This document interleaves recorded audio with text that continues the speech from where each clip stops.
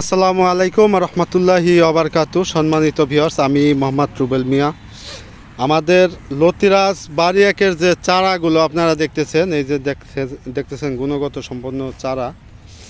মূলত এই চারাগুলোই আমরা আপনাদেরকে দিয়ে থাকি। লতিরাজ বাড়ি এক চিনার যে উপায়, এটা আপনাদের এখন আমি বলে দিতেছি।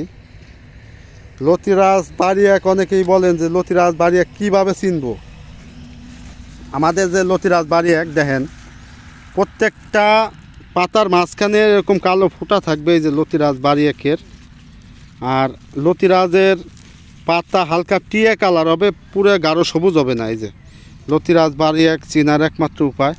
আর অনেকেই বলেন যে ভাই আপনারা কীরকম চারা দেয়। ভাই আমরা তো আপনাদের চারা দেই খুব সুন্দর চারা, কিন্তু এই চারাটা যখন আমরা প্রসেসিং করে কাইটে দেই, বস্তার ভিতরে 1-2 দিন থাকার কারণে হয়তো একটু লাল হয়, কাণ্ডমাণ্ড একটু পচে। তো আপনারা জানেন যে কলা কচুর কোনো সময় মাইন নাই।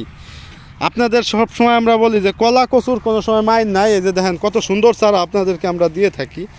এই চারাগুলো যখন আপনাদের কাছে যায় তখন আর আপনারা চিনতে পারেন না। তো আপনারা এই লতিরাজ বাড়ি একের যে চারা, দেখেন কত সুন্দর চারা আপনাদেরকে দেয়। প্রত্যেকটা চারা এই কাদার ভিতর থেকে তুলে এত কষ্ট করে যে একটা চারা আপনাদেরকে দেই। এই লতিরাজ বাড়ি একের চারা আপনারা গুণগত মানসম্পন্ন চারা আপনাদেরকে আমরা দিয়ে থাকি। তো যদি কোনো ভাই ডাউট ফিল করেন তো সরজমিনে এসে তারপর দেখে হুইনা পরে নিতে পারেন। কথা এতটুকু, কথা বেশি বাড়াবো না। তো সবাই সুস্থ থাকবেন, ভালো থাকবেন, আমাদের জন্য দোয়া করবেন। লতিরাজ বাড়ি একের প্রজেক্ট থেকে আমরা আপনাদেরকে এই জমিতে চারা কিভাবে কি চারা দেয় এগুলো একটু দেখানোর জন্য চেষ্টা করলাম। তো এখানে এক ভাইয়ের জন্য আমরা এখানে 15,000 চারা রেডি করতেছি।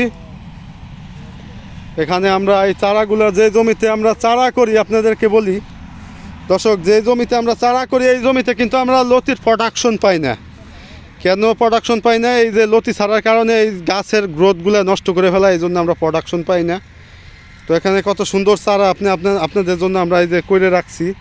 আমাদের এই প্রজেক্টে শুধু চারার জন্যই, এটা শুধু চারার জন্যই আপনাদের জন্য এই যে রাখছি।